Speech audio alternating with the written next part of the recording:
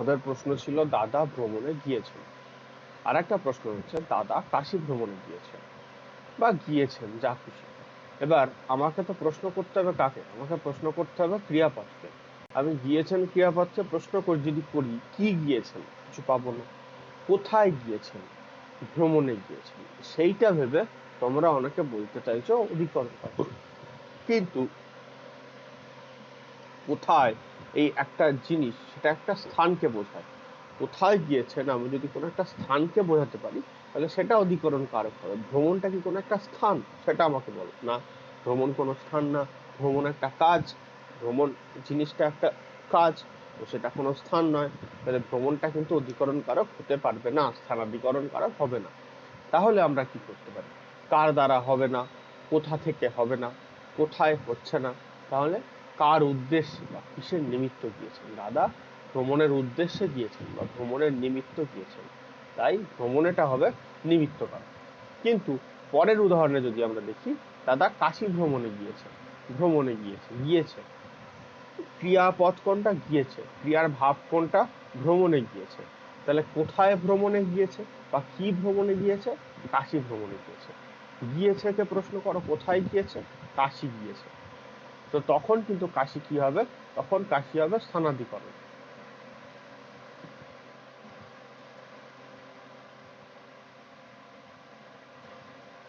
কিন্তু প্রথম ক্ষেত্রে কিন্তু ভ্রমণের হবে নিমিত্ত কারক।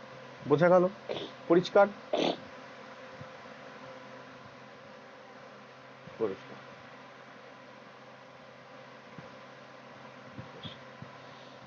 এরপরে আর একটা প্রশ্ন আমি যদি করি,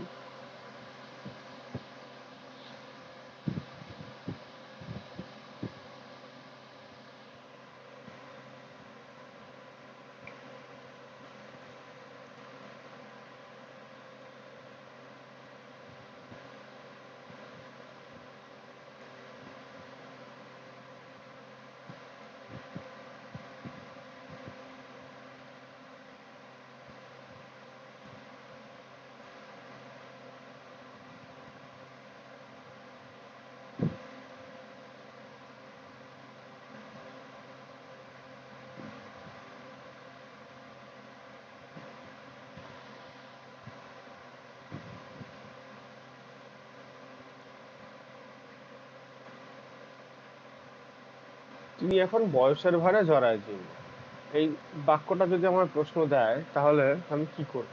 দাগ আছে জরার তলায়, জরার তলায় দাগ আছে, তাহলে আমি কি করব? কি কারক হবে?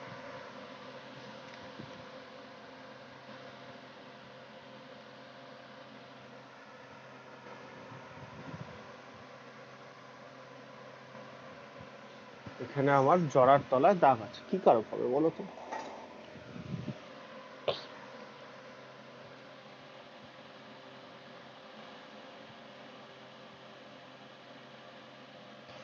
কথা কেটে কেটে যাচ্ছে, এখন কি ঠিক আছে শোনা? হ্যাঁ দাদা, এখন ঠিক আছে। আচ্ছা, ঠিক আছে।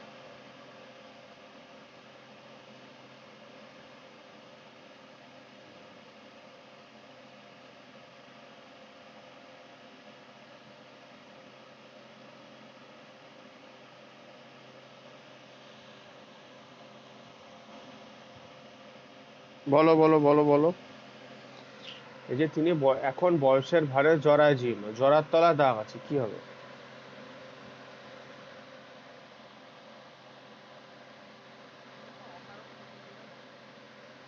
অকারক সম্পর্ক কিভাবে হচ্ছে? যেটা বলবে, সেটা কেন ভাবছো সেটা আমায় বলবে, ঠিক আছে?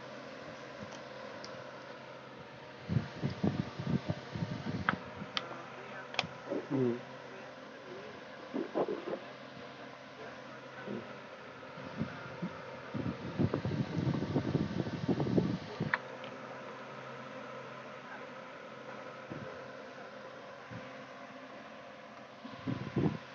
বেশ, আর কেউ কিছু বলবে? আর কেউ কিছু?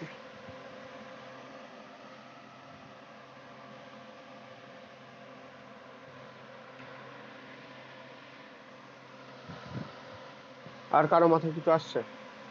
না আসলে বলো, আমি বলছি। সাইনুর, কিছু বলবি?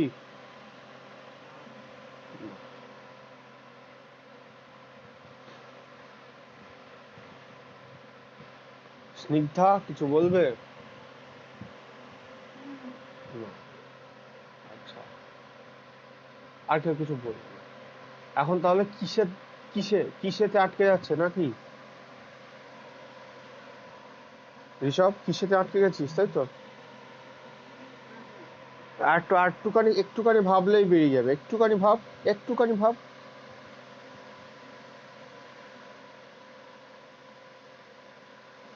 একেবারে নাকের ডগায় বসে আছিস।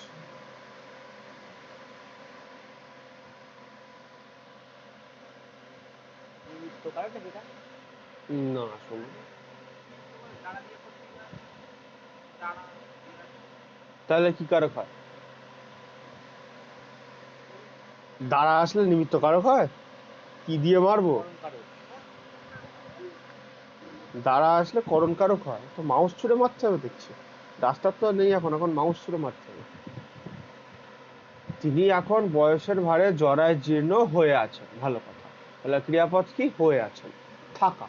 কি কি আছেন? জীর্ণ হয়েছেন। কিসের দ্বারা জীর্ণ হয়েছেন? জরার দ্বারা জীর্ণ হয়েছেন। জরার নিমিত্ত জীর্ণ নয়, জরার উদ্দেশ্যে তিনি জীর্ণ হয়ে ওঠেন। তিনি জরার দ্বারা জীর্ণ হয়েছেন, জরার দ্বারা তিনি জীর্ণ হয়েছেন। ঠিক আছে, তাহলে এটা কি কারক হবে? এটা হবে আমাদের কি কারক হবে? এটা করণ কারক। হ্যাঁ, এটা হবে করণ কারক। বোঝা গেল? ক্লিয়ার? কোনো সমস্যা নেই তো? এরপরের আর একটা উদাহরণ আমরা দেখা যাক। তাহলে কারক এখনো সকলের স্পষ্ট পরিষ্কার হয়নি।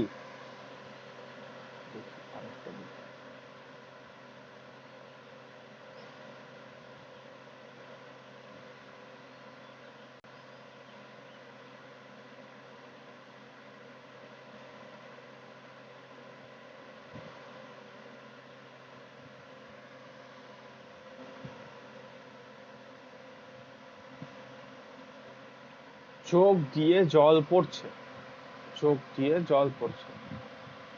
তো আমার এখানে দিয়ের তলায় দাগ আছে, এখানে দিয়ের তলায় দাগ আছে, এই চোখ দিয়ে তলায় দাগ আছে, কি হবে বলো? কি কারক হবে?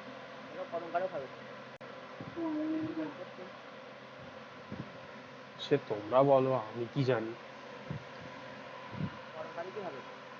অধিকরণ হবে দাদা। অধিকরণ আর করণ। আচ্ছা, আর কেউ কিছু?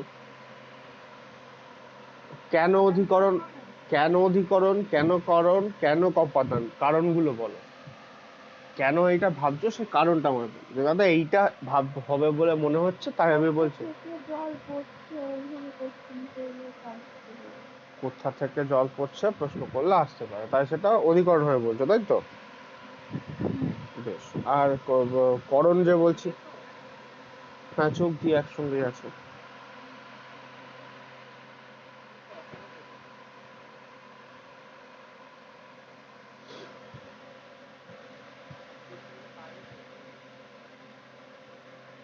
আচ্ছা বেশ।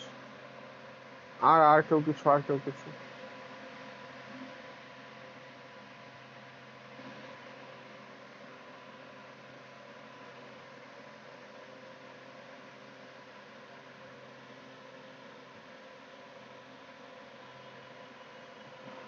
আর কেউ কিছু বলবে?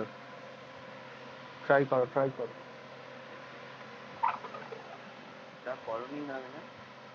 করণই হবে?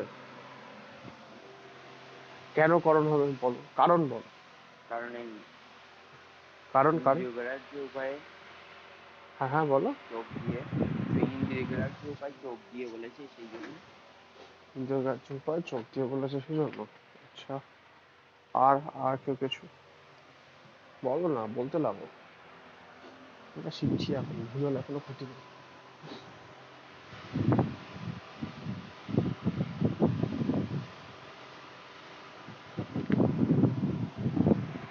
আর কেউ কিছু বলবে?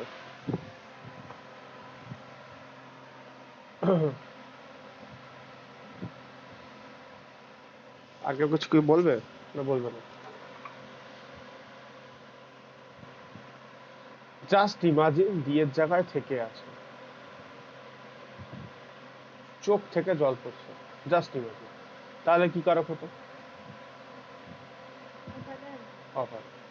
তাহলে থেকের জায়গায় জাস্ট দিয়ে আছে বলে আমরা কিন্তু কারকটা চিনতে পারছি না, কিন্তু মিনিংটা কারকের কিন্তু একই আছে, থেকে থাকুক বা দিয়ে থাকুক কারকের মিনিং কিন্তু সেম, মানে বাক্যের মিনিং কিন্তু সেম, বাক্যের মিনিং কিন্তু বদলে যাচ্ছে না। এখন আমরা এটা বুঝবো কি করে অপাদান? দেখো, জল পড়ছে, ক্রিয়াপদ কোনটা? পড়া। কি পড়ছে? জল পড়ছে, বাদ দাও। এখন প্রশ্ন করব, কি দিয়ে পড়ছে, কোথা থেকে পড়ছে, কিসের নিমিত্ত পড়ছে, কোথায় পড়ছে, এই প্রশ্নগুলো আমরা করতে পারি। কোথায় পড়ছে পাচ্ছি না, চোখে জল পড়ছে হলে একটা প্রশ্ন ছিল, কিন্তু চোখ দিয়ে বলেছে, হচ্ছে না। কোথার দ্বারা, চোখের দ্বারা জল পড়ছে, কিন্তু এখানে দিয়ে, দিয়ে যে শব্দটা, সেটা দ্বারা শব্দের অর্থ বা কর্তৃক শব্দ, মানে কর্তৃক অর্থ প্রকাশ করছে না, মানে কোনো কিছু দ্বারা হওয়া, এখানে চোখের দ্বারা কিছু বোঝাচ্ছে না। এখানে দিয়ে শব্দটা থেকে শব্দটাকে জাস্ট সেম মিনিংটা বোঝাচ্ছে। দিয়ে যে হচ্ছে কি আমার অনুসর্গ, সেই অনুসর্গটা এখানে খেলা দেখাচ্ছে। তো দিয়ে অনুসর্গটা কাজে লাগিয়ে কিন্তু এখানে অপাদান কারক কি হয়েছে, আমি বুঝবো কি করে তাহলে অপাদান কারক?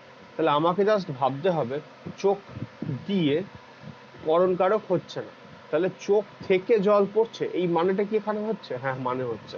তো জাস্ট এখানে বিভক্তিটা, মানে বিভক্তি বলছি, অনুসর্গটা চেঞ্জ করে আমাকে মানে কনফিউজ করার জন্য অনুসর্গটা চেঞ্জ করে দেওয়া হয়েছে। অনুসর্গটা থেকে না দিয়ে করা হয়েছে দিয়ে। তো থেকে না দিয়ে করে দিল দিয়ে, তাতে কিন্তু বাক্যের অর্থ বদলাচ্ছে না, বাক্যের ভাব বদলাচ্ছে না, শুধুমাত্র বাক্যেরই একটা শব্দ বদল বদলে আমরা বুঝতে ভুল করছি। তাহলে চোখ দিয়ে জল পড়ছে, এখানে চোখ দিয়েটা কিন্তু কি হবে? অপাদান কারক হবে। বোঝা গেল? এটা কিন্তু অপাদান হবে।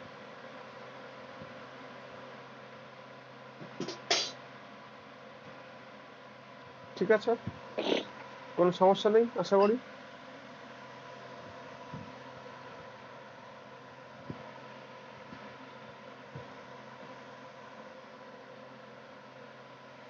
আচ্ছা, এরপরে আর একটা বাক্য দেখা যাক।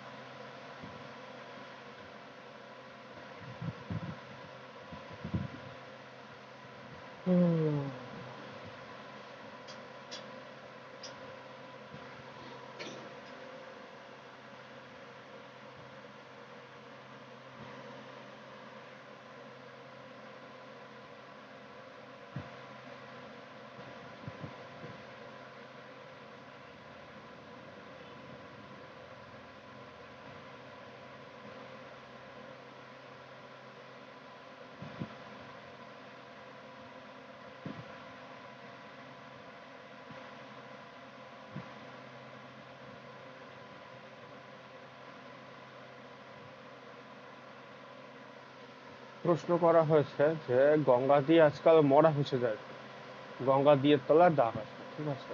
তাহলে এইবারে গঙ্গা দিয়েটা কি কারক হবে?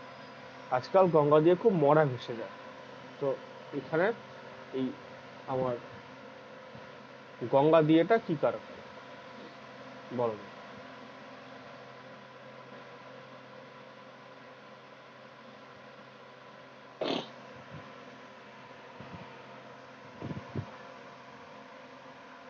গঙ্গা দিয়ে কি কারক হবে তুমি?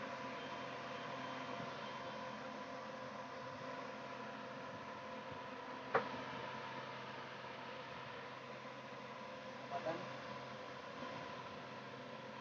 বেশ, অধিকরণ হবে। কেন হবে, কেন অপাদান হবে? কারণ বলতে হবে, কারণ বলো তাহলে ডাব। কোথা দিয়ে বলেছে? অপাদানের ক্ষেত্রে। হ্যাঁ হ্যাঁ হ্যাঁ, বলো বলো। বলেছে যে কোথা থেকে যাচ্ছে, হুম, মানে কি দিয়ে, মানে কোথা দিয়ে, কোথা দিয়ে এটা অপাদান হবে। অপাদান হবে? কোথা দিয়ে অপাদান হবে? আচ্ছা, আর কেউ কিছু বলবে? অধিকরণ। অধিকরণ, কেন অধিকরণ? জায়গা বোঝাচ্ছে। কোথা দিয়ে। জায়গা বলছি। বেশ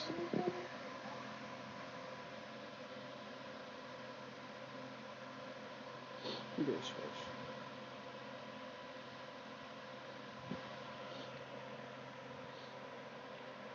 আর কেউ কিছু বলবে?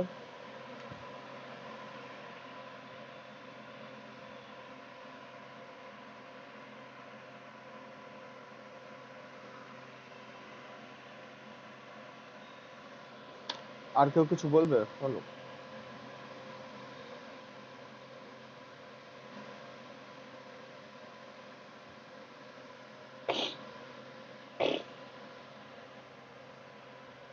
আর কেউ কিছু বলবে না? বলবে না, এটা বল বল বল বল।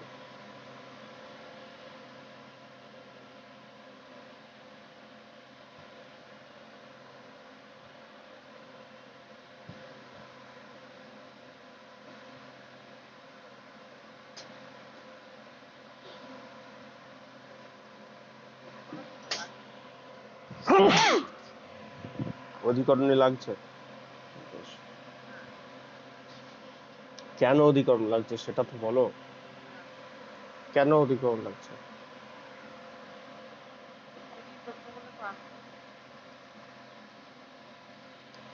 আসলো।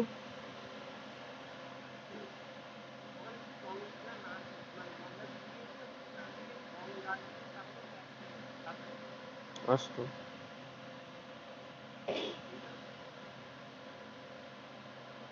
তাহলে কি হবে?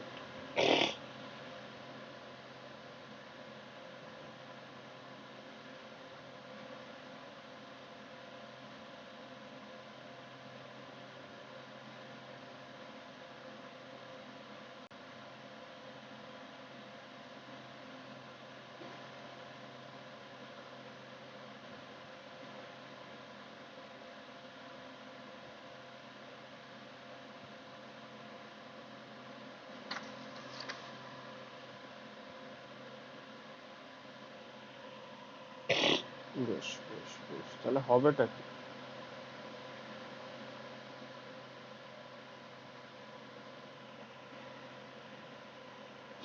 দেখো,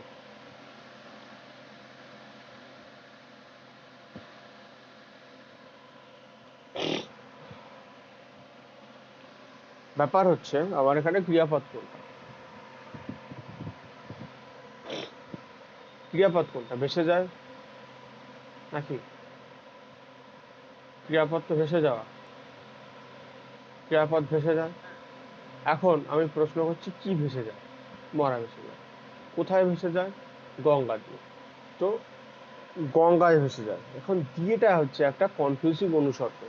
এই দিয়ে অনুসর্গটা কনফিউজিং, এ অপাদানেও লাগে, অধিকরণেও লাগে, করণেও লাগে।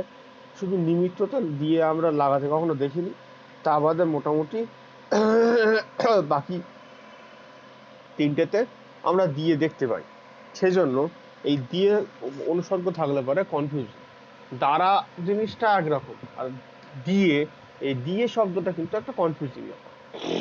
তো দ্বারা দিয়া কর্তৃক, এই দিয়ে, সেই দিয়েটা কিন্তু খুব ঝামেলা। ঠিক আছে, এবার গঙ্গা দিয়ে মরা ভেসে যায়। আমার কোথায় মরা ভেসে যায়? গঙ্গা দিয়ে। অর্থাৎ একটা গঙ্গা এখন জায়গা বোঝাচ্ছে। ঠিক আছে, গঙ্গা দিয়ে শব্দটা এখন কিন্তু একটা জায়গা বোঝাচ্ছে, একটা স্থান বোঝাচ্ছে। সেজন্য গঙ্গা দিয়েটা কিন্তু কি হবে? গঙ্গা দিয়েটা হবে কিন্তু তখন আমার অধিকরণ হবে। তখন কিন্তু এটা কোনো মতেই অপাদান বা করণ কিছুই হবে না, এটা হবে অধিকরণ হবে। ঠিক আছে,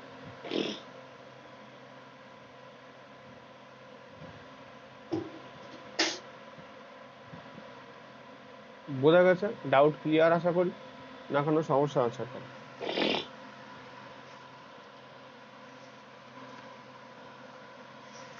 আশা করছি ডাউট ক্লিয়ার।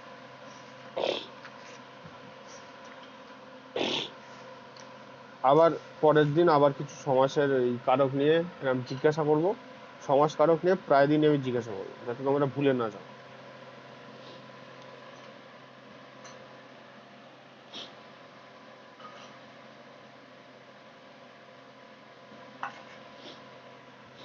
আচ্ছা, তোমরা কারক সমাস পড়েছো তো?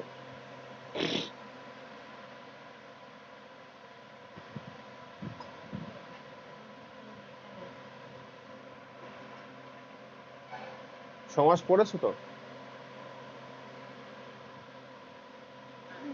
তাহলে কয়েকটা জিজ্ঞাসা করা যাক।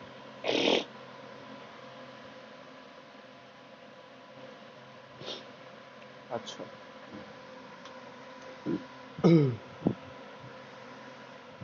একটা শব্দ আমি বললাম,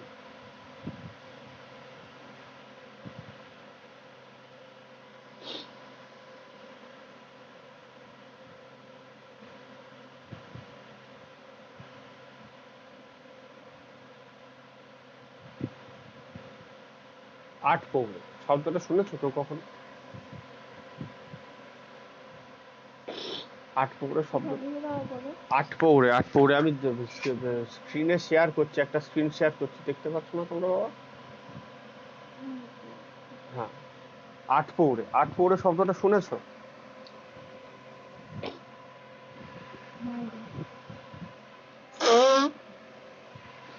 মানে কে বলতে পারবে, কে মানে জানে?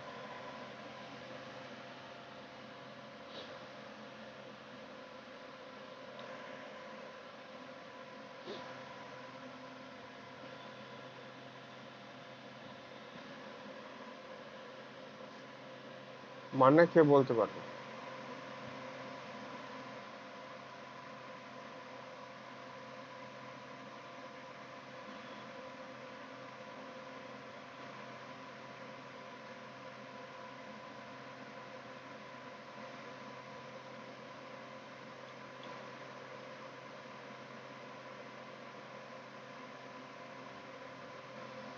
মানে কে বলতে পারবে?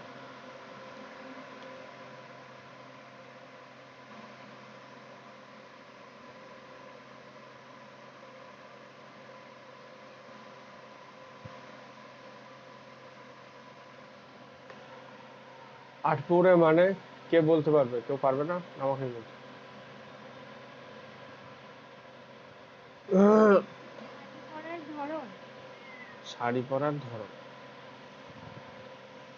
ঠিক না, মানে তুমি যা বলেছো সেটা ঠিক না, কিন্তু আমরা ওরকম ভাবেই ব্যাপারটা জানি না। আমরা বাড়িতে যে সমস্ত জামা কাপড় পরি, যে জামা কাপড়গুলো একটু পুরনো হয়ে যায়, সেটাকে বলে আট পরে জামা কাপড়, বাইরে পরে যাস না, এরকম কথা আমরা প্রায়শই বাবা মার কাছে শুনতে পাই। এটা বাড়ির জামা আট পরে, মানে ব্যাপারটা বেসিক্যালি শাড়ির সঙ্গে বেশি যায়। মায়েরা বলে যে আট পৌরে শাড়ি, এটা বাইরে পরে যাওয়া শাড়ি না, মানে এটা বাইরে পরে যাওয়া যায় না, এটা বাড়িতে পরার জন্য ঠিক আছে, আট পৌরে শাড়ি। এরকম কি মায়েদের কাছে আমরা শুনেছি কখনো?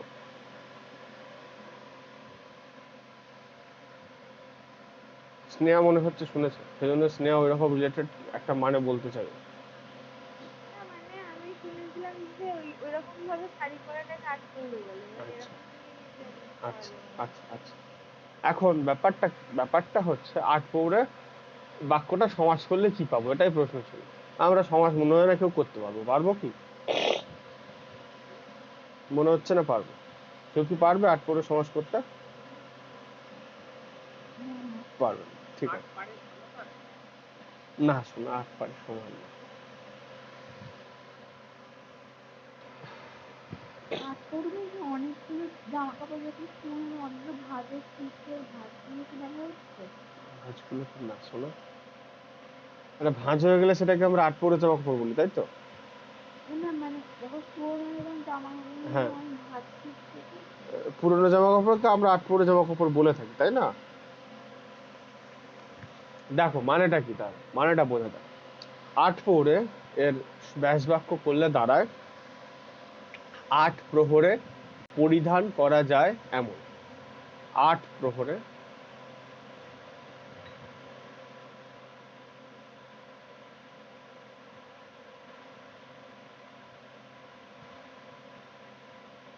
পরা বা পরিধান করা যায় এমন।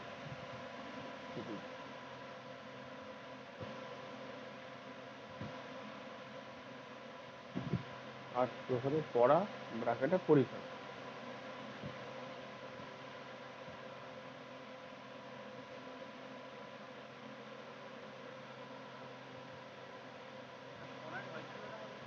না, র র বয়স্নরা মানে রিড রিড রিড ফল, আর পর র আকার মানে ওয়ার। পরা যায় এমন।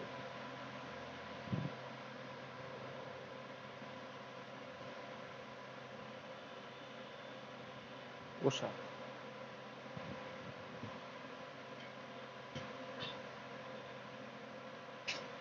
এর মানে কি দাঁড়াচ্ছে?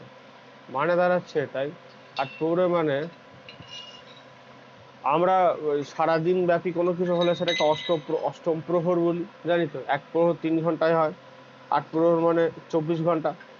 তো 24 ঘন্টা পরে থাকা যায় এমন যে জামা কাপড় বা এমন যে পোশাক, সেটাকে আমরা বলি আট প্রহর। তো আট প্রহরে পরা মানে পরিধান করা যায় এমন পোশাক, তাকে আমরা বলবো আট প্রহর। তাহলে আট প্রহরে কি সমাস হবে?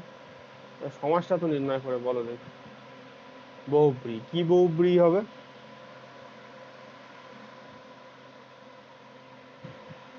সংখ্যাবাচক। সংখ্যাবাচক বহু। হ্যাঁ, সংখ্যাবাচক। হ্যাঁ, সংখ্যাবাচক।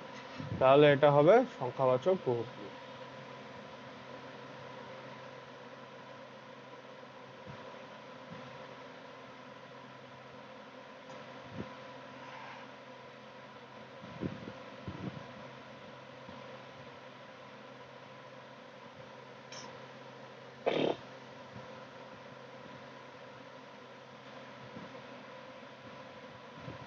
বোঝা গেল? তাহলে সংখ্যাবাচক বহুব্রী কেন হবে বোঝা গেল।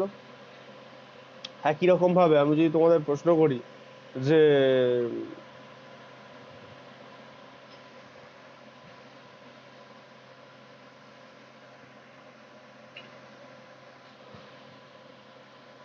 চৌচির, চৌচির শব্দের কারক কি হবে, সমাস কি হবে? চৌচির। ফেটে চৌচির হয়ে গেছে, সেই চৌচির।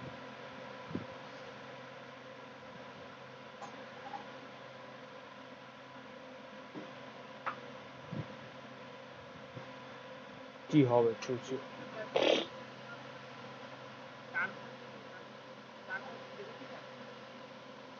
তুমি বলো, আমি কি করে বলবো বলো? তুমি জানো, আমি এখন জানি না।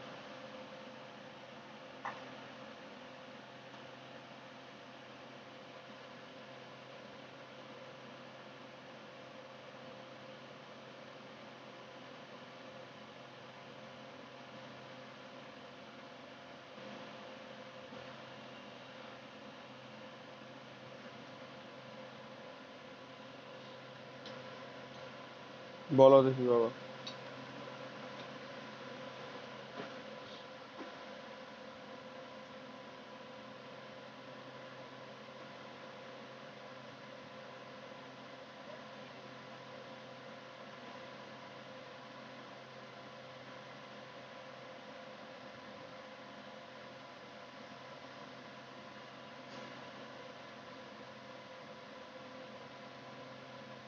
চৌচির কি হবে?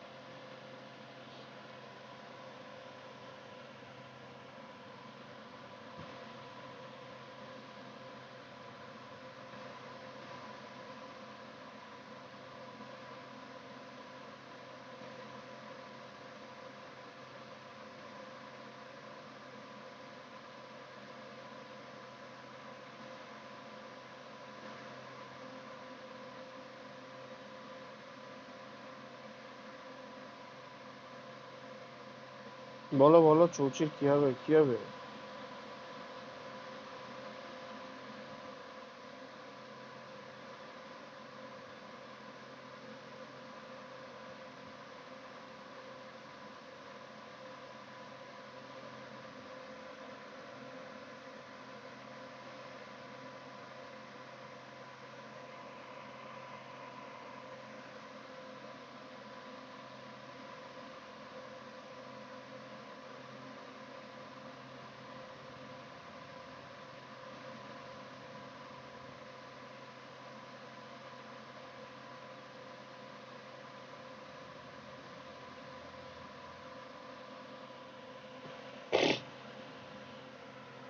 কি হবে সমাস ব্যাসবাক্য দুটোই বলো।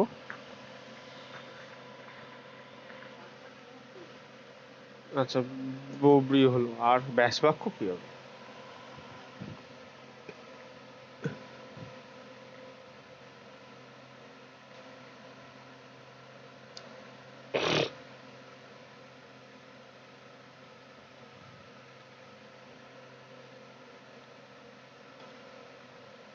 ব্যাস বাক্য কি হবে?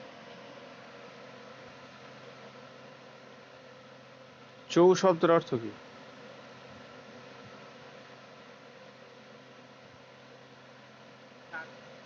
চার। দূর দূর মাউস যাচ্ছে। চৌ শব্দের অর্থ হচ্ছে চার। আচ্ছা, তারপরে কি হবে?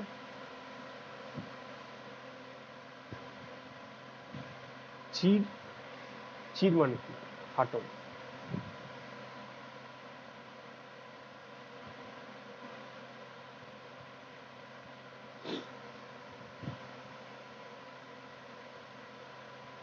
যাতে, জাতের জায়গায় যারও করা যায়, ওখানে সমস্যা নেই। জাতের জায়গায় যারও করা যায়।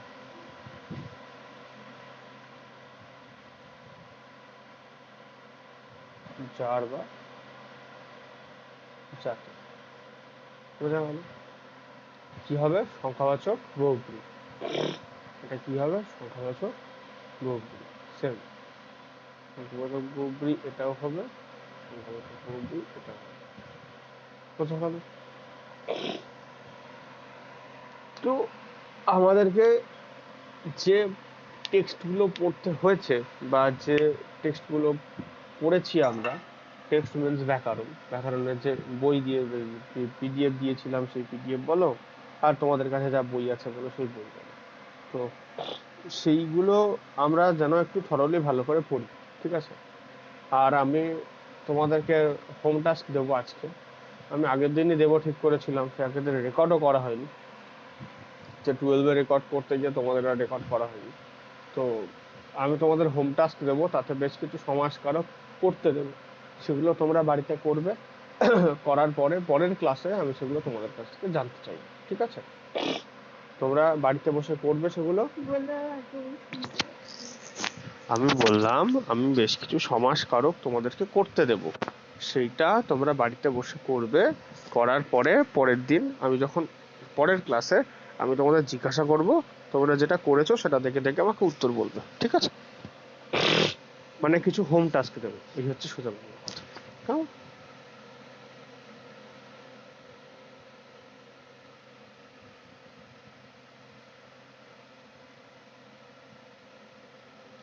গেল। আচ্ছা, লাস্ট দিন আমরা অভিষেক পড়া শুরু করেছিলাম, আজকে আর কারক নিয়ে সমাস নিয়ে আর না, এবারে টেক্সট পড়বো। লাস্ট দিন আমরা অভিষেক পড়া শুরু করেছিলাম তো, হ্যাঁ। হুম। পড়েছো বাড়িতে সবাই? টেক্সটটা পড়েছো, কবিতাটা?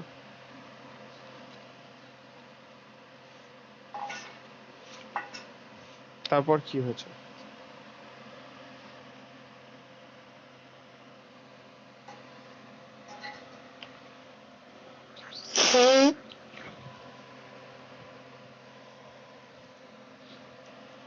তারপরে কি হয়েছে বলো? পড়েছি ওইটুকুই, মাথা কিছু ঢোকেনি। মাথায় কিছু ঢোকেনি? কি অবস্থা! তাহলে কি? কঠিন ভাষা। কঠিন ভাষা। তাহলে কি হবে এখন?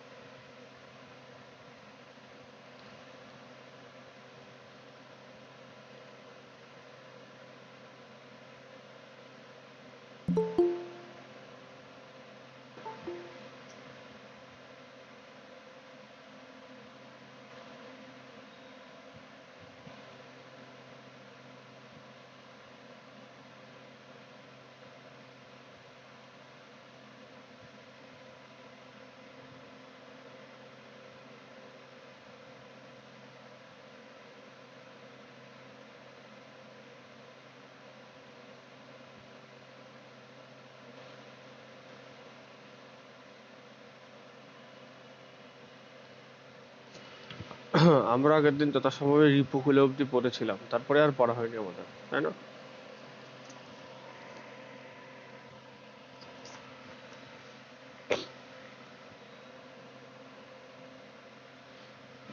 আচ্ছা, আগে আমরা অভিষেকের যে ভেতরের গল্পটা আছে, গল্পটা একটু জানার চেষ্টা করি বা গল্পটা একটু বোঝার চেষ্টা করি। তারপরে আমরা অভিষেকের যাবতীয় যা কাজ করব তারপরে আমরা যাব, ঠিক আছে?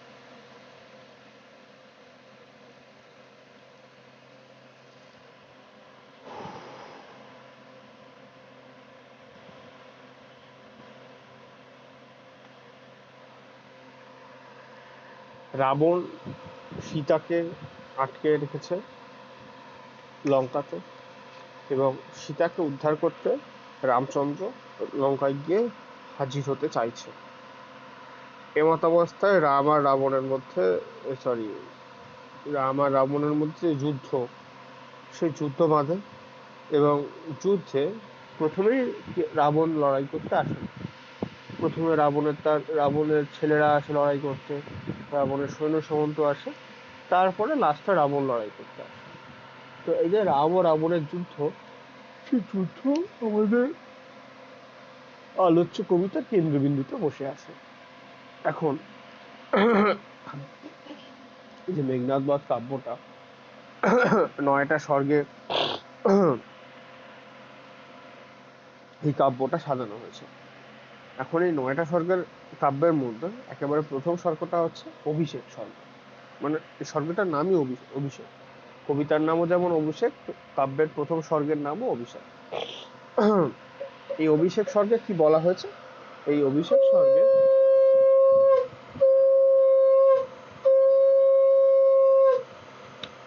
বীরবাহুর মৃত্যু হওয়ার পর সেই মৃত্যুর প্রতিক্রিয়া কিভাবে রাবণ জানিয়েছিলেন, এবং সেই মৃত্যুর প্রতিক্রিয়ার ফলে কি কি ঘটনা ঘটেছিল, সেই ঘটনাগুলো এখানে হয়েছে। এখানে রাবণের যুদ্ধসজ্জা, তার স্ত্রীর কাছ থেকে তার মানে তিরস্কৃত হওয়া বা ভৎসনা পাওয়া, এবং একই সাথে সাথে সেনাপতি রূপে আমাদের মেঘনাদের অভিষেক হওয়া, এই যাবতীয় ঘটনাগুলো ঘটেছে। তো এই ঘটনাগুলো নিয়ে আমাদের প্রথম স্বর্গ অভিষেক। তারপরের স্বর্গে আরো বিভিন্ন রকম ব্যাপার আছে, সেসবে আমরা যাওয়ার দরকার নেই। পরের স্বর্গগুলো তোমরা যদি কেউ ইন্টারেস্টেড থাকো তাহলে পরে নিয়ে আলোচনা করা হবে। এবারে প্রথম স্বর্গে কি ঘটনা ঘটছে এটা আমাদের দেখতে হবে। প্রথম স্বর্গে আমরা দেখতে পাচ্ছি যে রাবণের পুত্র বীরবাহু, সেই বীরবাহু মারা গেছে রামের সঙ্গে লড়াই করতে গিয়ে। রামচন্দ্রের সঙ্গে লড়াইয়ে বীরবাহু মারা গেছে। মারা গেলে পরে বীরবাহুর মৃত্যুর খবর রাজপ্রাসাদে রাবণের যে সভাসদ আছে বা যারা অনুচর আছে, তারা খবরটা নিয়ে এসেছে যে বীরবাহু মারা গেছে। তো বীরবাহুর মৃত্যু সংবাদে পুত্র শোকে এবং তার শত্রুর হাতে নিজের পুত্রের হত্যা এবং তার পক্ষের পরাজয়, এই খবরে রাবণ অত্যন্ত উত্তেজিত হয়ে পড়েন, এবং তিনি প্রাসাদের উপর থেকে স্বর্ণলঙ্কা দর্শন করতে উঠে দেখেন যে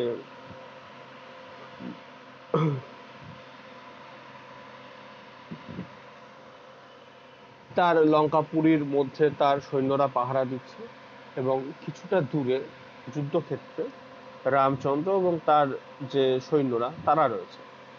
আর মাঝামাঝি একটা জায়গায় কিছু মৃতদেহের স্তূপ, এবং সেখানে তার পুত্র বীরবাহু মৃতদেহ পড়ে রয়েছে। এটা স্বর্ণলঙ্কার প্রাসাদ চূড়া থেকে রাবণ দেখতে পাচ্ছেন। দেখতে পাওয়ার পর তার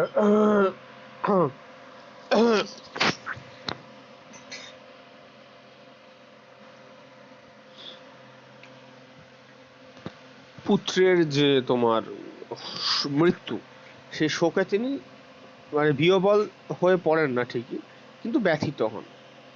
এবার বীরবাহুর মা চিত্রাঙ্গদা, সেই চিত্রাঙ্গদা কিন্তু রাবণকে এবারে দোষারোপ করতে থাকে যে আপনার জন্যই আমার পুত্রের মৃত্যু হয়েছে, আপনার কারণেই আমার পুত্রের মৃত্যু, সেজন্য আপনি এর জন্য দায়ী। এবং পুত্র শোকে ব্যথিত একজন পিতাকে তার স্ত্রী যখন এরকম ভাবে দোষারোপ করতে থাকে, তার মনের মধ্যে একটা প্রচন্ড রকম ভাবে কষ্ট জন্মায়, এবং সে কষ্টটা তার কর্মের জন্য, তার কর্মফল জনিত কষ্ট।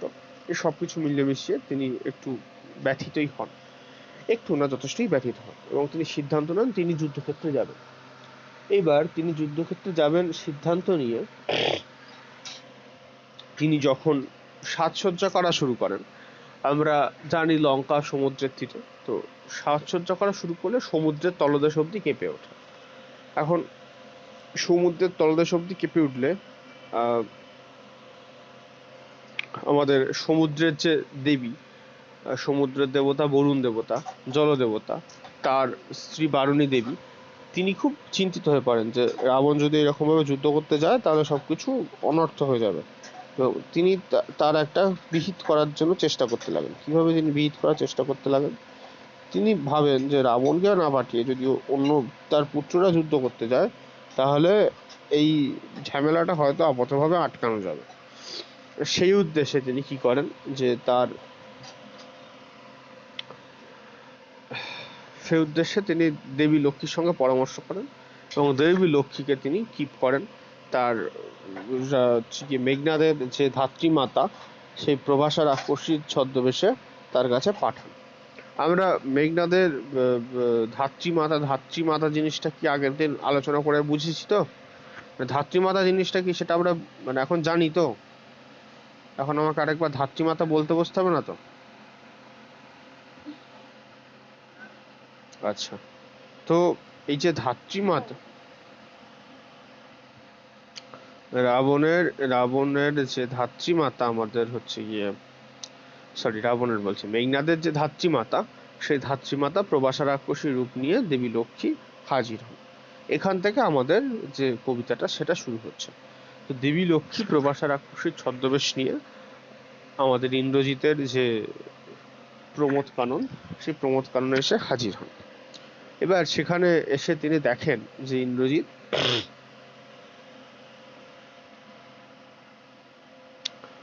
তার প্রমোদ কাননে তার স্ত্রী এবং অন্যান্য নারীদের সঙ্গে প্রমোদ কাননে প্রমোদের রত্ত রয়েছেন, মানে মত্ত রয়েছেন বা রথ রয়েছেন, যাই হোক।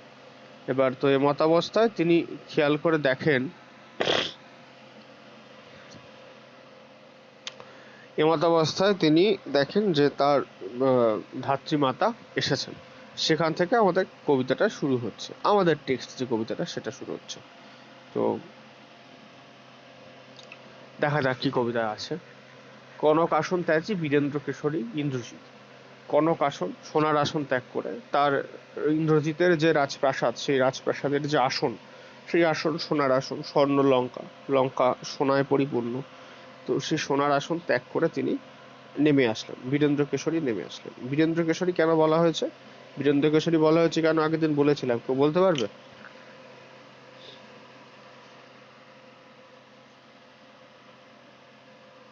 বীরেন্দ্র কেশরী কেন বলা হয়েছে কেউ বলতে পারবে?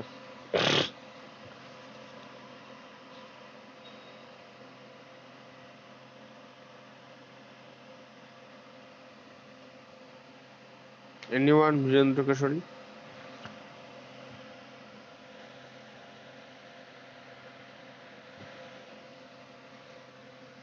বীরেন্দ্র কেশরী কেউ বলতে পারবে না পারবে না? পারবে না, ছেড়ে দাও। বীরেন্দ্র কেশরী হচ্ছে কেশরী। কেশরী মানে কি? কেশরী কাকে বলি আমরা?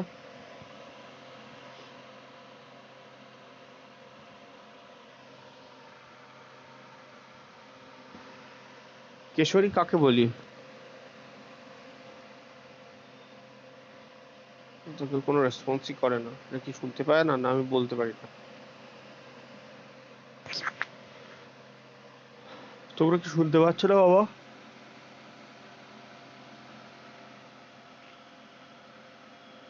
হ্যাঁ পাচ্ছি। শুনতে পাচ্ছি। ঘুমিয়ে পড়েছো নাকি? কেশরী মানে কি? কেশরী মানে কি কেউ বলতে পারবে না?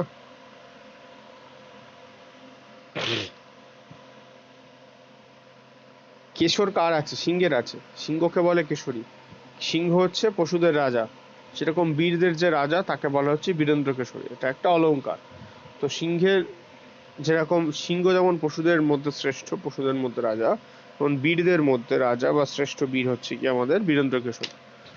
সেটা হচ্ছে আমাদের ইন্দ্রজিৎ। প্রণমী ধাত্রীর চরণে কহিলা। ইন্দ্রজিৎ তার সোনার আসন ত্যাগ করে নেমে এসে ধাত্রীমাতার পা ছুঁয়ে চরণ প্রণাম করে বললেন, কি হেতু মাতো গতি তব আজিয়ে ভবনে? এই কারণে বা কেন আপনার আজকে আমার এই ভবনে আসা বা আমার এই প্রাসাদে আসা, বলুন। কখত আসে লঙ্কার কুশল, লঙ্কার খবর আমাকে জানান। অর্থাৎ লঙ্কা থেকে একটু দূরে ইন্দ্রজিতের প্রাসাদ প্রমোদ কানন। সেই প্রমোদ কাননে কে এসেছে? প্রবাসা রাক্ষসী রূপী প্রবাসা রাক্ষসীর রূপ ধরে দেবী লক্ষ্মী এসেছেন। এবং আসার পরে তাকে ইন্দ্রজিৎ জিজ্ঞাসা করছে যে আপনি কেন এসেছেন? আপনি তো এর আগে কখনো আসেননি, আপনি আকস্মিক এসেছেন, আপনার আসার কারণ কি? লঙ্কার খবর সব ভালো তো? তিনি এই কথা জিজ্ঞাসা করে তার লঙ্কার প্রতি তার যে কনসার্ন, সেই কনসার্নটা প্রকাশ করেন, বা তার যে উদ্বেগ সেটা প্রকাশ করেন। আচ্ছা, এইবারে তারপরে কি বলা হয়েছে? তারপরে বলা হয়েছে, শিরচুম্বী ছদ্মবেশী অম্বুরাশি সুতা উত্তরিলা। শিরচুম্বী মানে কপালে চুম্বন করে বা মাথায় চুম্বন করে, ছদ্মবেশী অম্বুরাশি সুতা মানে ছদ্মবেশ ধারণ করে। অম্বুরাশি সুতা হওয়ার কথার অর্থ হচ্ছে দেবী লক্ষ্মী। অম্বু হচ্ছে জলরাশি, আর জলরাশির কন্যা হচ্ছে দেবী লক্ষ্মী।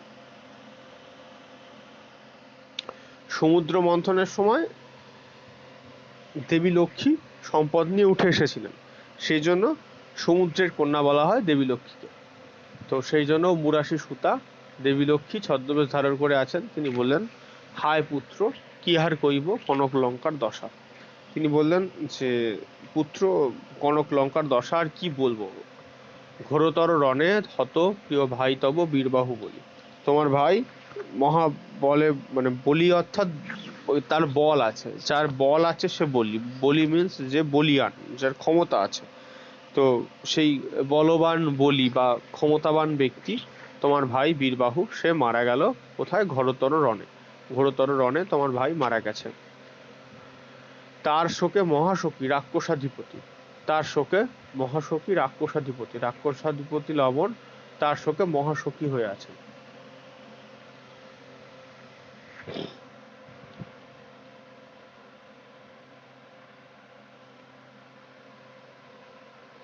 ভালো কথা।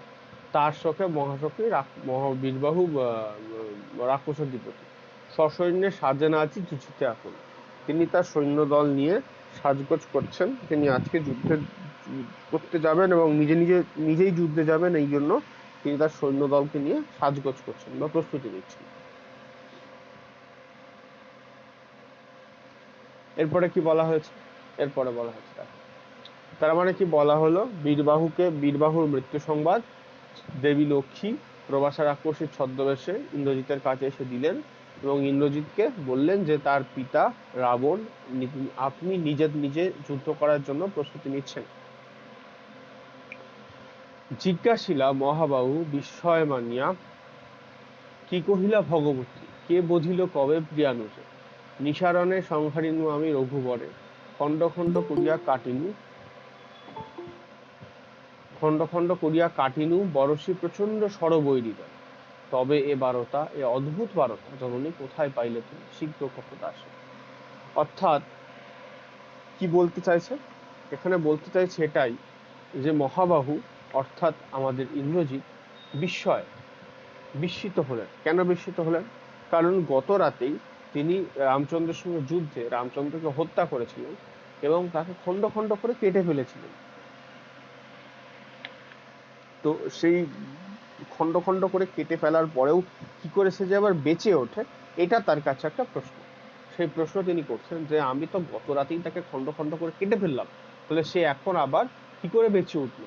তবে এই বার্তা অদ্ভুত বার্তা। এই বার্তাকে কেন অদ্ভুত বলা হয়েছে, এই প্রশ্ন করা হয়। তো এই বার্তা অদ্ভুত কেন? কারণ তিনি কাল রাত্রে রামচন্দ্রকে হত্যা করেছেন, তারপরেও রামচন্দ্র কি করে বেঁচে আছেন এবং কি করে তার ভাইকে হত্যা করেছে, এই খবর তার কাছে অদ্ভুত মনে হয়েছে। তো জননী, তুমি এই খবর কোথায় পাইলে? শীঘ্র কহ দাসে। অর্থাৎ আমাকে তুমি তাড়াতাড়ি বলো এই খবর তুমি কোথায় পেয়েছো, কারণ আমি তো গত রাতেই হত্যা করে এসেছি তাকে। তো এখানে এই বৈরী দল, এই বৈরী দল শব্দের মানে কিন্তু শত্রু। বৈরী মানে শত্রু, বৈরী দল মানে শত্রুর দল। এখানে আর কোনো শব্দ মোটামুটি অসুবিধা হবে না। এই বৈরী দল মানে শত্রুর উপরে ষড়বর্ষণ মানে তীর নিক্ষেপ করা হয়েছে, ঠিক আছে। তারপরে কি বলা হয়েছে? রত্নাকর রত্নোত্তমা ইন্দিরা সুন্দরী উত্তরীয়া। রত্নাকর অর্থাৎ সমুদ্রের, রত্নাকর মানে সমুদ্র, আর রত্নোত্তমা মানে শ্রেষ্ঠ রত্ন, অর্থাৎ সমুদ্রের শ্রেষ্ঠ রত্নকে দেবী লক্ষ্মী, বা সমুদ্রের রত্নকে দেবী লক্ষ্মী। ইন্দিরা সুন্দরী অর্থাৎ দেবী লক্ষ্মী উত্তরীলা উত্তর করলেন, হায় পুত্র মায়াবী মানব সীতাপতি অবসরে মরিয়া বাঁচিল।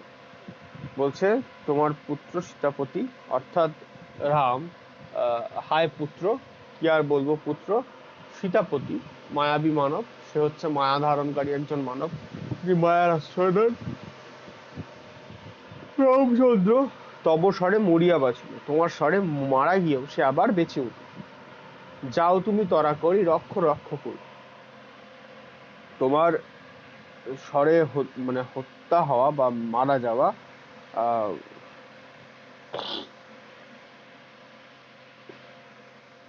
কি যেন বলে, রামচন্দ্র সে আবার পুনরায় বেঁচে উঠলো মায়ার বলে। তো সেজন্য মায়ার বলে তিনি আবার বেঁচে উঠেছেন। যাও তুমি তরা করি, তুমি দ্রুত যাও, রক্ষ রত্ন করি হচ্ছে গিয়ে আমাদের রত্ন রক্ষকুল অর্থাৎ রাক্ষসকুল লঙ্কাকে রক্ষা করো। তারপর কি বলা হয়েছে? মান এ কালো সমরে রক্ষ চূড়ামণি, অর্থাৎ তুমি তাড়াতাড়ি গিয়ে এই আমাদের লঙ্কা রাক্ষসকুলের যে মান সেটা রক্ষা করো। অর্থাৎ আমরা যদি হেরে যাই তাহলে তো আমাদের আর মান থাকবে না। তো তুমি তাড়াতাড়ি যাও, গিয়ে যুদ্ধ করে আমাদের রাক্ষসকুলের মান রক্ষা করো। ভালো কথা, ছুটবে এবার খোকন যুদ্ধ করতে। ছিরিলা কুসুমদাম রোষে মহাবলী মেঘনাথ। মহাবলী মেঘনাথ অর্থাৎ মহাবলবান, বীরবাহু ছিল বলি, আর মেঘনাথ কিন্তু মহাবলী, অর্থাৎ মেঘনাদের শক্তি বা বল বীরবাহুর থেকেও বেশি, মহাবলী সে। ছিরিলা কুসুম দাম রোষে মহাবলী। কুসুম দাম কথার অর্থ হচ্ছে ফুলের মালা। এদের এই রাজা মহারাজদের গলায় একটা ফুলের মালা বা একটা এই জাতীয় জিনিস থাকতো, তো সেই জিনিসটা সে রোষের বশে ছিঁড়ে ফেললেন। ছিঁড়ে ফেলে কি করলো? ছিরিলা কুসুমদাম রোষে মহাবলী মেঘনাদ ফেলাইয়া কনক বলয় দূরে। কনক বলয়, কনক বলয় মানে কি বলতে পারবা কেউ? কনক বলয় মানে সোনার বালা। আমরা দেখবো পুরাতন দিনে ছেলেরাও হাতে বালা পরতো, তো সেই হাতের বালার কথা বলা আছে। হাতের যে সোনার বালা সেটা দূরে ফেলে দিল। পদতলে পরি শোভিল কুণ্ডল যথা অশোকের ফুল অশোকের তলে আভাময়। কুণ্ডল মানে হচ্ছে কানের অলংকার, কানে যে আমরা ছেলেরাও আগে দুল টাইপের একটা অলংকার পরতো, ওটাকে বলা হয় কুণ্ডল। তো ওই তার কানের কুণ্ডল পড়ে রইল পায়ের তলায়। যেরকম ভাবে অশোকের ফুল অশোক গাছের তলায় পড়ে শোভা পায়, অশোক গাছের তলায় যেরকম ভাবে অশোক ফুল ছড়িয়ে পড়ে থাকে, তেমনি তার গলার হার, হাতের বালা, কানের কুণ্ডল সবই তার পায়ের কাছে পড়ে থাকে। ধিক মোড়ে কহিলা গম্ভীরে কুমার, অর্থাৎ মেঘনাদ খুব গম্ভীর হয়ে বললেন ধিক মোড়ে, তিনি নিজেকে ধিক্কার জানালেন। কেন? হা ধিক মোড়ে বৈরী দল বেড়ে স্বর্ণ লঙ্কা, হেথা আমি বামা দল মাঝে, কি সাজে আমাদের রসনা নাট্যজ আমি ইন্দ্রজিৎ, আনরথ তরা করি ঘুচাবই অপবাদ বদি রিপুকুলে। অর্থাৎ তিনি দশরথ আত্মজ অর্থাৎ রাবণ পুত্র ইন্দ্রজিৎ লঙ্কার এই দুঃসময়ে, যে সময় লঙ্কার শত্রু দল লঙ্কা ঘিরে ফেলেছে চারদিক থেকে, বেড়ে মানে ঘিরে ফেলেছে, বেড়ে মানে চারদিক থেকে ঘিরে ফেলেছে। তো যে সময় শত্রু দল স্বর্ণলঙ্কা ঘিরে ফেলেছে, সেই সময় আমি বামাদল মাঝে অর্থাৎ নারী সঙ্গ করছি প্রমোদ উদ্যানে বসে, এ কি আমাকে সাজে? এ আমাকে সাজে না। আমি ইন্দ্রজিৎ, আমাকে এই জিনিস সাজে না। আনরথ ত্বরা করি, তিনি রথ আনতে বললেন, কারণ তিনি যুদ্ধে যাবেন। খুচাবই অপবাদ বোধির উপকূলে, তিনি শত্রুদের হত্যা করে এই অপবাদ খুঁচিয়ে ফেলবেন। তার মতো একজন মানে বীর যোদ্ধাকে মানায় না যে যখন শত্রু দল আক্রমণ করছে তিনি তখন নারী সঙ্গ করবেন। সেই জন্য তিনি বলছেন যে তিনি কোনোভাবেই এটাকে মেনে নিতে পারছেন না। তিনি বলছেন যে আমার এক্ষুনি যেতে হবে, রথ আনো, আমি শত্রু দলকে হত্যা করব। সাজিলা রথীন্দ্র সব বীর আভরণে।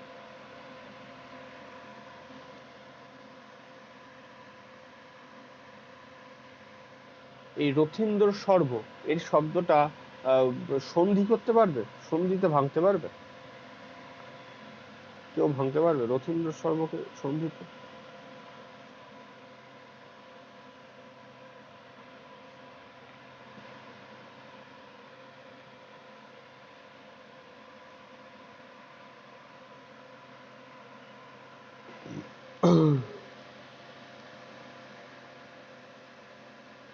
এনিওয়ান, রথীন্দ্র সর্বকে সন্ধিতে ভাঙা পসিবল?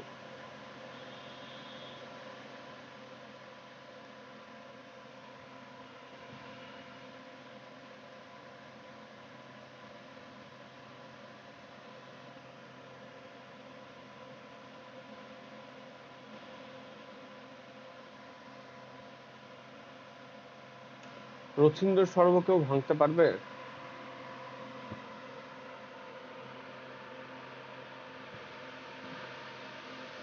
না হবে।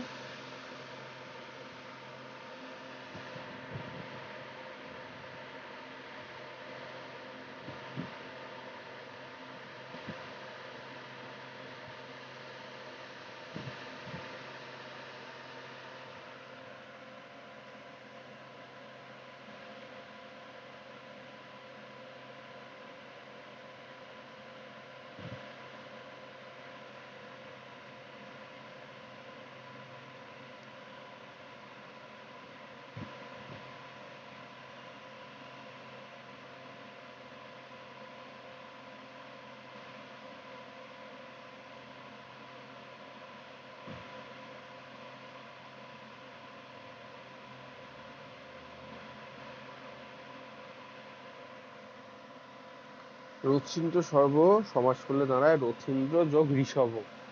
রথীন্দ্রদের মধ্যে যিনি শ্রেষ্ঠ ব্যক্তি।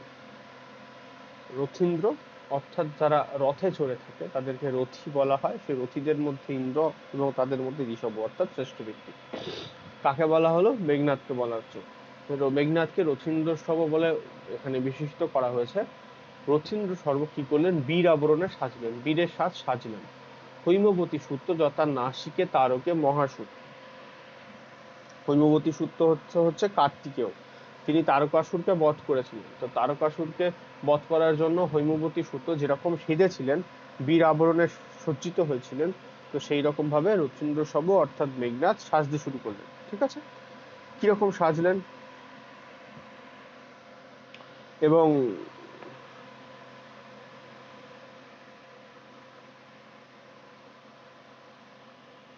সেই সাজের পরে কি হলো দেখা যাক।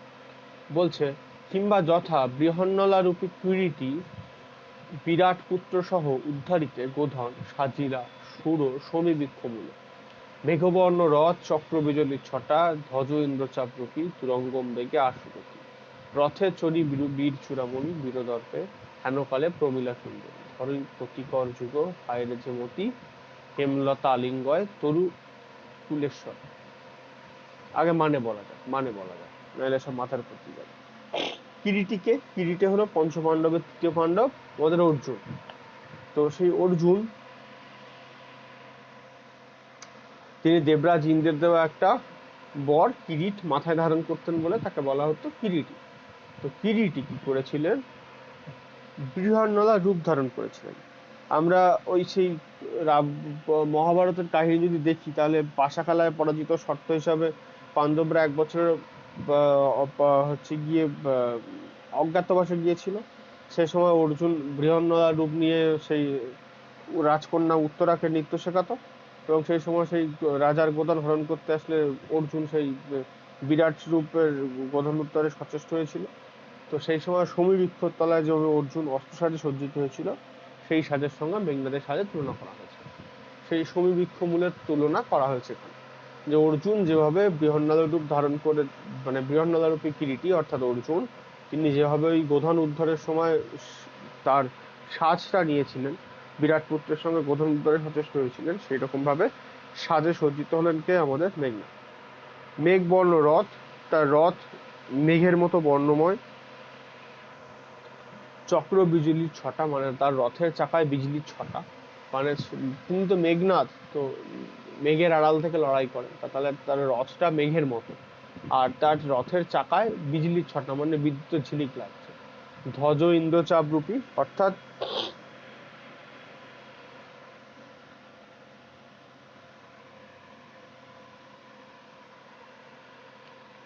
ধ্বজ মানে কি? পতাকা। ধ্বজ মানে পতাকা, আর ইন্দ্রচাপরূপী মানে বিচিত্র বর্ণ। একটা বিচিত্র বর্ণের পতাকা লাগানো তার রথের গায়ে, এবং তুরঙ্গম বেগে আশুগতি। তো তার রথটা কি রকম বেগে যাচ্ছে? তুরঙ্গম বেগে, মানে প্রচন্ড বেগে, ঘোড়ার মতো বেগে সামনে ছুটে যাচ্ছে, এবং তিনি যাতে চেপে বসতেন। অর্থাৎ তার যে অস্ত্রসজ্জা, সেই অস্ত্রসজ্জার সাথে তুলনা করা হলো কিরীটির সঙ্গে কিংবা কার্তিকেয়র সাথে। আর তার যে যাত্রাপথের বিবরণ, সেটা কার সঙ্গে দেওয়া হলো? যে মেঘবর্ণ রথ, তার রথ কেমন? মেঘের মতো বর্ণময়, তার চাকায় বিজলির ছটা, ধ্বজ ইন্দ্রচাপ রূপী, বিচিত্র বর্ণের একটা ধ্বজ তুরঙ্গম বেগে সে ছুটতে লাগলো। হেনকালে প্রমীলা সুন্দরী, রথে চড়ি বীর চেরামণি বীর দর্পে, হেনকালে প্রমীলা সুন্দরী ধরি প্রতিকর যুগ হায়রে চেমতি। এই সময় প্রমীলা সুন্দরীকে, মেঘনাথের স্ত্রী, ধরি প্রতিকর যুগ, তিনি তার স্বামীর হাতটা ধরে বললেন, হায়রে যেমতি হেমলতা আলিঙ্গনে তরুকুলেশ্বর। এই হেমলতা আলিঙ্গয়ে তরুকুলেশ্বরের মানে কি? হেমলতা আলিঙ্গয়, হেমলতা মানে হচ্ছে স্বর্ণলতা, এক ধরনের লতা গাছ। সে যখন ভাবে বড় গাছের ডালকে আঁকড়ে ধরে, সেরকম ভাবে প্রমীলা সুন্দরী তার স্বামীর হাত দুটো আঁকড়ে ধরে বললেন, কি বললেন? কহিলা কাঁদিয়া ধ্বনি, অর্থাৎ যুবতী প্রমীলা তিনি কেঁদে বললেন, কি বললেন? কোথা প্রাণসখা রাখি এ দাসীকে, কখন চলিলা আপনি? আপনার দাসীকে রেখে কোথায় চললেন প্রাণসখা? অর্থাৎ স্বামীকে বলছেন যে তুমি আমাকে রেখে কোথায় যাচ্ছ? কেমনে ধরিব প্রাণ তোমার বিরহে এ অভাগী, তোমাকে ছাড়া এই অভাগীর প্রাণ কিভাবে চলবে? এই কথা প্রমীলা সুন্দরী তার স্বামীকে জিজ্ঞাসা করছে। প্রমীলা সুন্দরী ভেবেছে যে তার স্বামী তাকে ছেড়ে অন্য কোনো নারীর কাছে চলে যাচ্ছে, এই ভেবে তিনি তার স্বামীকে সেই কথা বলেছেন, কিন্তু তিনি আসল সত্যিটা তখনও জানেন না।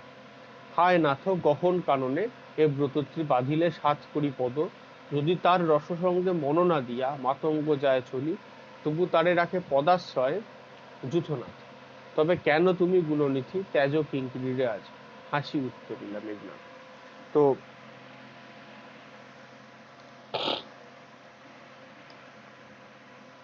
কি বলতে চাইছে? হায় নাথ গহন কাননে ব্রততী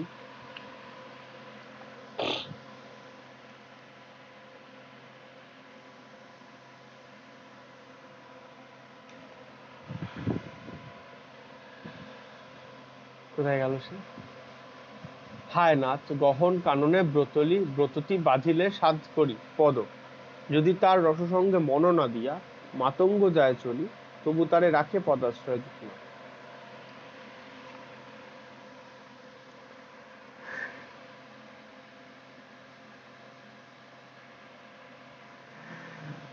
স্বামী যখন চলে যাচ্ছে, তখন তার চলে যাওয়াকে কিভাবে প্রমীলা সুন্দরী ব্যাখ্যা করছে দেখো।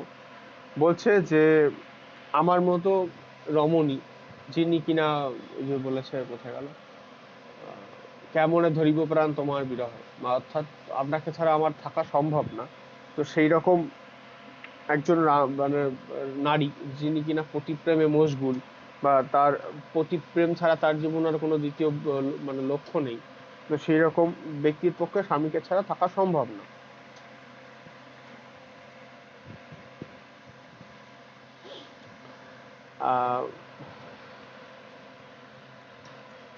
হায় নাথ গহন কাননে, অর্থাৎ গভীর বনে, ব্রততী অর্থাৎ লতা জাতীয় সব মানে গাছপালা, বাঁধিয়ে সাথে যদি করি পদ, এখানে করি মানে কিন্তু হাতি, হাতির পায়ে যদি কিনা লতা পাতা আটকে যায়, তাহলে মাতঙ্গ অর্থাৎ হাতির যে দলনেতা, সেই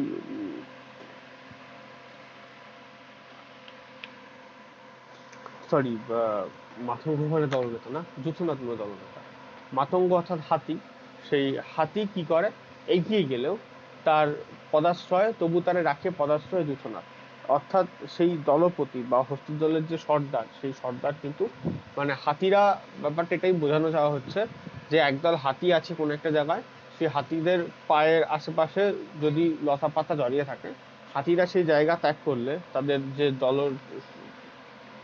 মানে দলপতি অর্থাৎ হাতিদের যে সর্দার, সেই হাতিদের সর্দার যদি এগিয়ে যায় তাহলে হাতিরাও এগিয়ে যাবে, কিন্তু হাতিরা এগিয়ে যাওয়ার সময় সেই যে ব্রততী বা লতা পাতা তাদেরকে পায়ের তলায় রেখে দেয়, কিন্তু তাদের সঙ্গ ত্যাগ করে না, মানে সেই ব্রততী সঙ্গ ত্যাগ করে না। সে কথা এখানে হচ্ছে গিয়ে প্রমীলা বলতে চাইছে যে আপনি আমাকে ছেড়ে যদি চলে যান, তাহলে আমাকে মানে আপনি যেখানে যান না কেন তার পদাশ্রয় কেন স্থান দিচ্ছেন না, মানে তার পায়ের কাছে কেন তাকে রেখে দিচ্ছেন না, কেন তিনি তাকে ত্যাগ করছেন।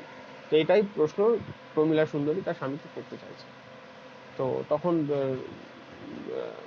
কেন তুমি গুণনিধি ত্যাজ কিঙ্কিরে আদি, তুমি কেন আজকে আমাকে ত্যাগ করছো?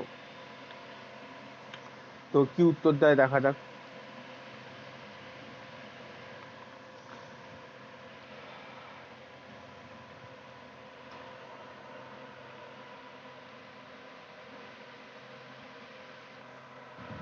হাসি উত্তরিলা মেঘনাথ, ইন্দ্রজিতে জিতি তুমি, সতী বেঁধেছ যে দৃঢ় বাঁধে, কে পারে খুলিতে সে বাঁধে, তরায় আমি আসিব ফিরিয়া কল্যাণী, সমরে নাসি তোমার কল্যাণে রাঘবে, বিদায় এবে দেহ বিদুমুখী।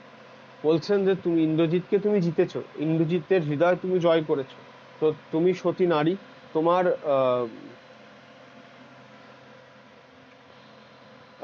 তোমার এই বাঁধন এতটাই দৃঢ়, সে বাঁধন কে খুলবে, কার সাধ্য? আমি খুব দ্রুত ফিরে আসবো কল্যাণী, আমি হচ্ছে গিয়ে সমরে নাসি তোমার কল্যাণে রাঘবে, রাঘবকে অর্থাৎ রামকে আমি হত্যা করে আমি খুব দ্রুতই ফিরে আসব। তো বিদায় এবে দেহ বিধুমুখী, বিধুমুখী মানে চন্দ্রমুখী, চাঁদের মতো সুন্দর মুখটা। তো তার স্ত্রীকে বলছেন আমাকে এবারে বিদায় দাও, আমি রামচন্দ্রকে হত্যা করেই ফিরে আসবো। উঠিলা পবন পথে ঘোরতর রবে রথবর, হৈমপাখা বিস্তরিয়া যেন উড়িলা মৈনাক শৈল অম্বর উজ্জ্বলী, সিঞ্জিনী আকর্ষী রোষে টঙ্কারিলা ধনু বীরেন্দ্র, পক্ষীন্দ্র তথা নাদে মেঘ মাঝে ভৈরব, কাঁপিল লঙ্কা কাঁপিল জলধি। উঠিল পবন পথে ঘোরতর রবে, আমাদের মেঘনাদ তিনি পবন পথে রথে উঠে পড়লেন, এবং রথে উঠে বসার পরে কাপিলা লঙ্কা না কোথায় গেছে, হৈমপাখা বিস্তারিয়া যেন উড়িলা মৈনাক শৈল অম্বর উজ্জ্বল, হৈমপাখা মানে সোনার পাখা বিস্তার করে যেন আমাদের মৈনাক পর্বত, সে মৈনাক পর্বত উড়ে গেল কোথায়, আকাশ জুড়ে, অম্বর উজ্জ্বলী মানে আকাশের মধ্য দিয়ে মৈনাক পর্বত উড়ে গেল, মনে হলো যেন তার রথ উড়ে যাওয়া দেখে মনে হলো আকাশের মধ্যে দিয়ে মৈনাক পর্বত উড়ে গেল। সিঞ্জিনী আকর্ষী রোষা টাঙ্কারিলা ধনু, সিঞ্জিনী মানে হচ্ছে ধনুকের যে গুণ, আর সেইটাকে টানলে পরে ধনুকে টঙ্কার দিচ্ছে, মানে ধনুকের আওয়াজ হচ্ছে। বীরেন্দ্র পক্ষীন্দ্র যথা নাদে মেঘ মাঝে ভৈরবে,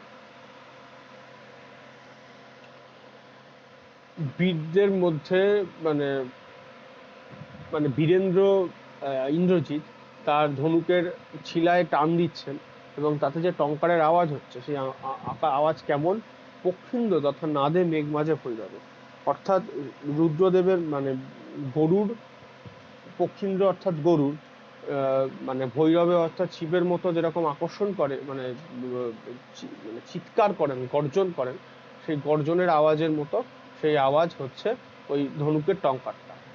সাধিছে রাবণ রাজা বীর মদে মাতি। রাবণ রাজাকে অর্থাৎ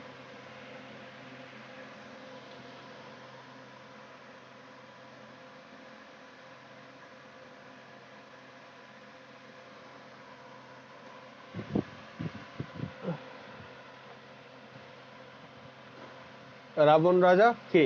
রাবণ রাজা হচ্ছে লঙ্কার রাজাধিরাজ, যাকে আমরা দশানন নামে চিনি।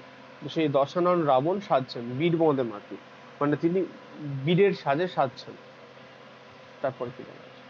বাজিছে রণবাজনা গজরিছে গজ ফেসে অশ্ব হুঙ্কারিছে পদাতিক রথি উড়িছে কৌশিক ধ্বজ উঠিছে আকাশে কাঞ্চন কঞ্চুক বিভা হেনুগল তথা দ্রুতরগতি উত্তরিলা মেঘনাদ রথি। চারিদিকে একটা সাজো সাজো রব যুদ্ধের জন্য। তো সেই যুদ্ধের জন্য সাজো সাজো রবে কি হচ্ছে? রণবাজনা বাজছে, যুদ্ধের বাজনা বাজছে, হাতি গর্জন করছে, ঘোড়া ডাক দিচ্ছে, পদাতিক যারা তারা হুঙ্কার ছাড়ছে, রথী অর্থাৎ যারা রথে বসে আছে তারাও হুঙ্কার ছাড়ছে। কৌশিক ধ্বজ, কৌশিক ধ্বজ অর্থাৎ রেশমের পতাকা। কৌশিক মানে রেশমকে বোঝানো হয়েছে, আর ধ্বজ মানে পতাকা। রেশমের পতাকা উঠছে আকাশে। কানক কাঞ্চন কঞ্চুক বিভা, অর্থাৎ স্বর্ণের, স্বর্ণ, কাঞ্চন মানে স্বর্ণ, আর কঞ্চুক মানে যে তোমার বর্ম, সেই বর্মের যে মানে বিভা মানে আভাটা, সেই আভাটা স্বর্ণ নির্মিত মানে বর্ম, সেই বর্মের যে আভা, সেই আভা সারা আকাশ জুড়ে ছড়িয়ে পড়েছে। হেনকালে তথা দ্রুতগতি উত্তরিলায় মেঘনাদ রথী। এই সময় আমাদের মেঘনাদ রথী সেখানে এসে হাজির হলেন, সেখানে এসে হাজির হলেন। নাদিলা করবুর দল হেরি বীরবরে মহাগর্বে নৌমিপুত্র পিতার চরণে করজোরে কহিল,